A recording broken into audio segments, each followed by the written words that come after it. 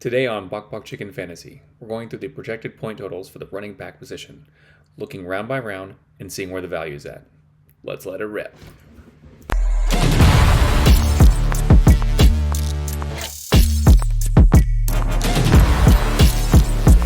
So this chart reflects the running backs' projected point totals, basically averaged per round. So, for instance, round one shows you 13.78 projected points per game. Now, I did remove Christian McCaffrey because he would so heavily skew it in one direction because he's almost 50, 60 points above the next running back's projected total.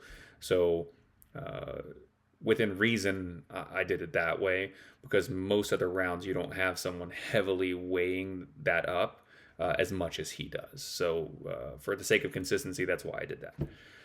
So, with that being said, there's a couple different tiers. Again, Christian McCaffrey is probably in his own. Then, when you get from there, the other running backs in round 1, 2, 3, and 4 are pretty close together. They're very similar. Obviously, I wouldn't say like someone in round 4 is as good as Brees's ceiling, if you will. But on average, right, with health concerns, whatever the case is, Underdog has projected it that way. So we'll go through the list here in a little bit and kind of show you who's in the 1, 2, 3, and 4 round and kind of what they look like, and maybe make some commentary on why someone is in that round or why they shouldn't be in that round.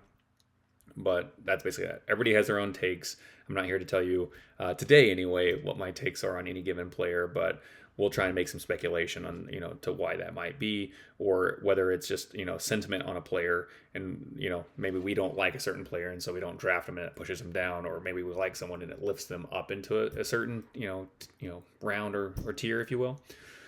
But you have CMC all by himself. Then you have 1, 2, 3, and 4. For me personally, I'm fine. Those are all the same to me.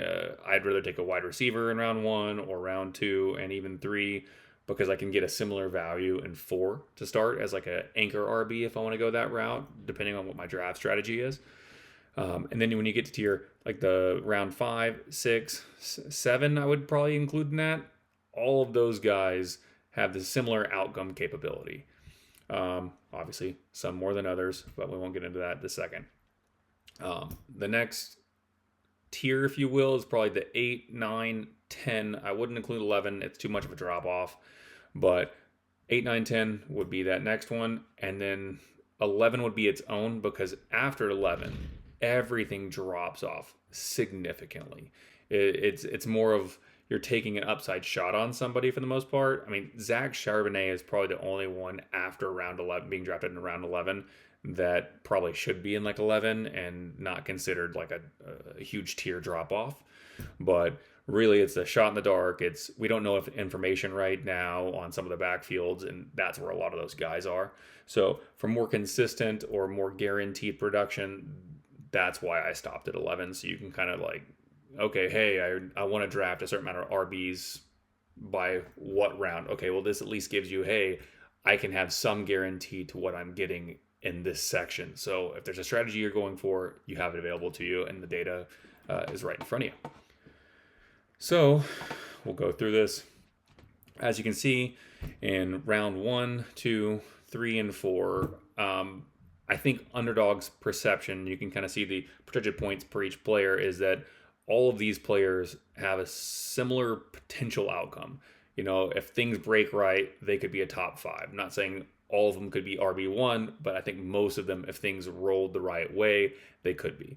Obviously, Saquon and, for instance, Jonathan Taylor have mobile quarterbacks that may steal rushing touchdowns. So theirs is not as high as maybe some of the other guys in round 1. But is it possible that maybe Jalen Hurts doesn't rush as much this year because Kelsey's not there as a center? Possibly. Jonathan Taylor got hurt last year. Maybe they say, hey, we'll do some design run plays, but maybe not as many as last year so you don't get hurt. Well, that's possible. Then Jonathan Taylor, should be in round 1. So, Kyron, monster, I think RB3 last year. So, he has that capability. They have a better offensive line. There's so many things that all these guys could break right and be in the top 5 or potentially an RB1. That next class, when you get into the, let's see here, 5, 6, 7, Josh Jacobs, you could probably argue belongs in round 4. Like that's where he should be. But I think that the emphasis on wide receiver this year and taking them early has pushed a lot of running backs down. So he kind of falls in that round, and I've actually seen him in a couple drafts fall to even the next round, which is a great value. And I like picking up wide receivers early, so I love when he falls because that's a good value there.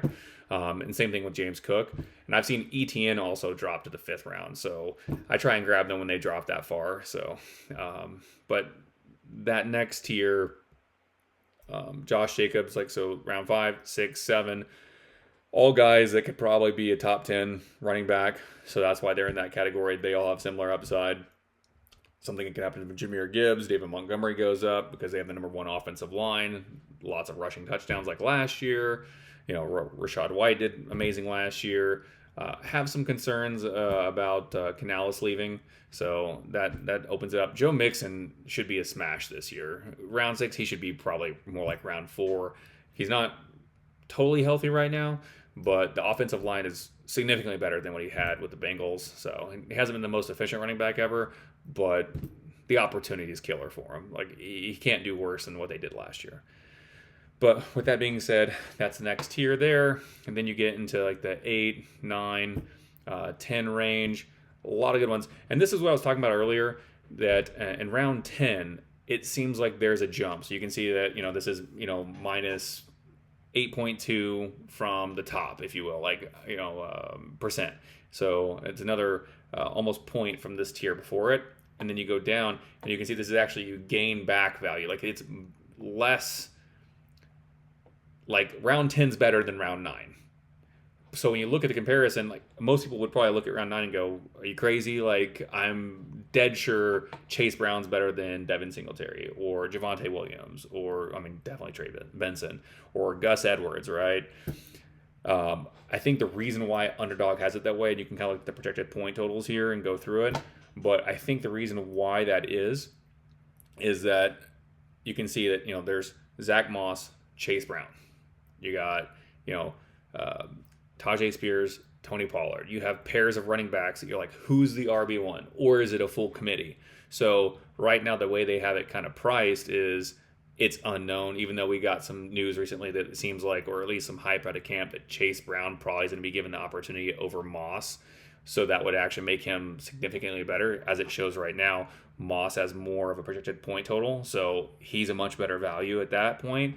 But I think because Devin Singletary is going to be the RB1. Javonte, there's been negative hype, positive hype, if you want to, however you want to, FUD, whatever you want to call it, that, he should be the number 1. Gus Edwards, was supposed to be number 1. He's been hurt a little bit. So I think at the time, this was like, these guys are more guarantees, and these are like not a guarantee, and we'll see where it goes kind of thing.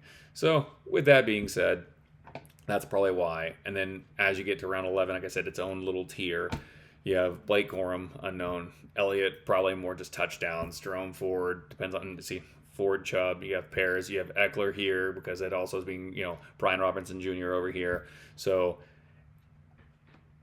people are in places they may not should be. And so you can look for that to change as we get closer to the season starting. And then after that, like I said, Zach Charbonnet probably should be up here somewhere. But then you have, Ty Chandler, Tyler Algier, all the guys that either RB2s, confirmed, or unknown backfields. So with that being said, this is just kind of to show you how it all breaks down. So when you look at the chart and you go through here and see where the players are and where someone might be and why, it gives you a little bit more perspective.